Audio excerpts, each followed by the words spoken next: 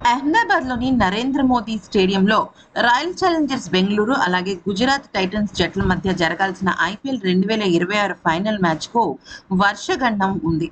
అయితే వాళ్ళు రిలీజ్ చేసిన మన భారత ఐపీఎల్కి సంబంధించిన వాళ్ళు అలాగే వాతావరణ శాఖ రిలీజ్ చేసిన వెదర్ రిపోర్ట్ ప్రకారం అహ్మదాబాద్తో పాటు గుజరాత్లోని చాలా ప్రాంతాల్లో ఉరుములు మెరుపులతో కూడిన అతి మోస్తారు వర్షాలు కురిసే అవకాశం ఉందని హెచ్చరించింది.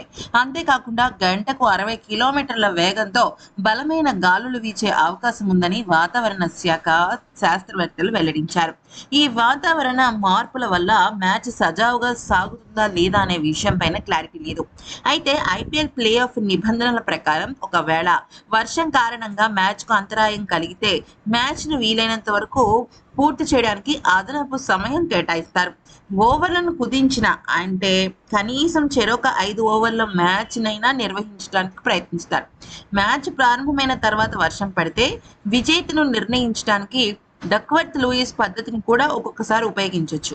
సమయం చాలా తక్కువగా ఉండి వాతావరణం సహకరిస్తే కేవలం సూపర్ ఓవర్ ద్వారా కూడా విజేతను తేల్చే అవకాశం ఉంటుంది.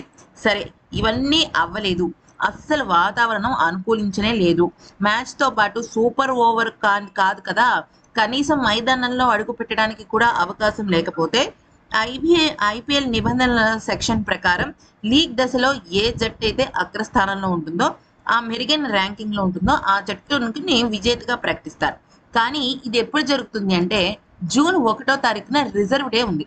ఈ రోజు అంటే 31వ తారీఖున కనుక మ్యాచ్ అవ్వలేని పరిస్థితుల్లో రద్దయితే వర్షం కారణంగా లేదా ఇతర కారణాల వల్ల అప్పుడు జూన్ 1వ తారీఖున రిజర్వ్ డే రోజున పెడతారనమాట మ్యాచ్. రిజర్వ్ డే రోజు కూడా వర్షం పడి అసలు ఒక్క ఓవర్ కూడా పడలేదు, అసలు ఏమీ జరగలేదు అనుకుంటే అప్పుడు ఇక ఎవరైతే పాయింట్ల పట్టికలో అగ్రస్థానంలో ఉంటారో వాళ్ళకే ఈ జట్టు ట్రోఫీ ఇచ్చేస్తారనమాట.